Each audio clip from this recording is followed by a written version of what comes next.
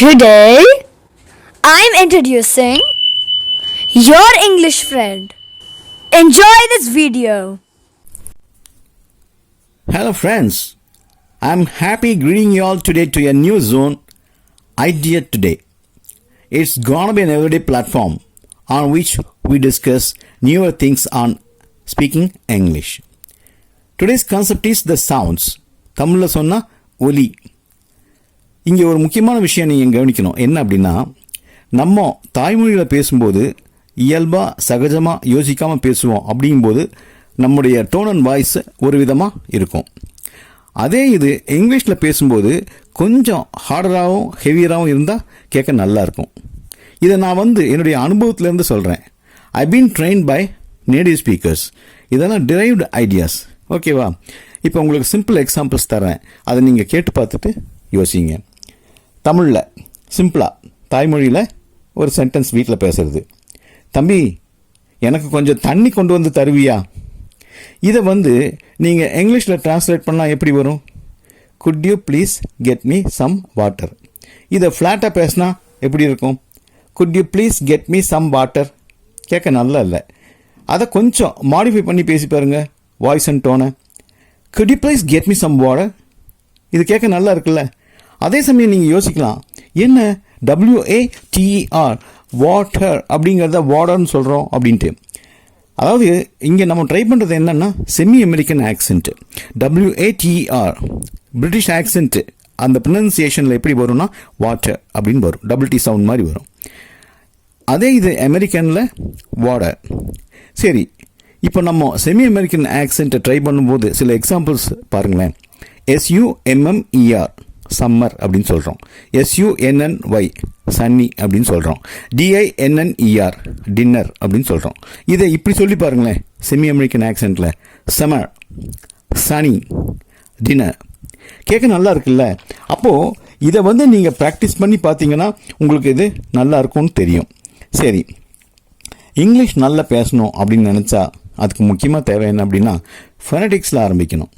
ஆனால் அதுவே ஒரு வேர்ஷன் 44 சவுண்ட்ஸ் இருக்குது. ஸோ அதை வேறொரு சமயம் டிஸ்கஸ் பண்ணலாம். இப்போது இன்ஃப்ளெக்ஷன்ஸ்னு ஒரு கான்செப்ட் பற்றி உங்கள்கிட்ட சொல்லி ஆகணும். அதாவது வேர்ட்ஸ்னுடைய க்ளோசிங் சவுண்ட்ஸ் தான் நம்ம இன்ஃப்ளெக்ஷன் சொல்லுவோம். எக்ஸாம்பிள் இப்போ ட்ரெயினர்ஸ், டீச்சர்ஸ், ஸ்பீக்கர்ஸ், இதில் is sound, S sound, is sound. இது என்ன ஆகுன்னா, நம்ம நல்ல ட்ரெயின் ஆகி ஃப்ளூவெண்ட்டாக பேசும்போது இந்த சவுண்ட்ஸ் எல்லாம் மேர்ஜ் ஆயிரும், அல்லது சப்ரஸ் ஆயிரும், அல்லது ஜாம் ஆயிரும். அப்போ லிஸ்னர்ஸ்க்கு இது சரியாக கேட்காது. நம்ம சிங்குலரில் பேசணும்னு நினைப்பாங்க. ஆனால் அதுக்காக அவங்கள போய் கன்வின்ஸ் பண்ணி இதை புரிய வைக்க முடியாது. இப்போ ஃப்ளோ அஃபெக்ட் ஆயிரும். கரெக்டாக அழுத்தி பேசணும் அப்படின்னு நினச்சிங்கன்னா உங்கள் ஃப்ளூவன்சி பாதிக்கப்பட்டுரும். சரி, இப்போ இது மாத்திரம் இல்லை. நீங்கள் ஸ்டேஜில் பேசுகிறீங்க அப்படின்னா உங்கள் பேச்சு இஃபெக்டிவாக இருக்கணும். அப்படின்னா உங்கள் ப்ரொனன்சியேஷன் நல்லா இருக்கணும். நிறைய பேர் வேறு மாதிரியெல்லாம் பேசுகிறாங்க. ஒரு எக்ஸாம்பிள் பாருங்களேன். ஒரு ப்ரொஃபஸர் பேசுகிறாரு.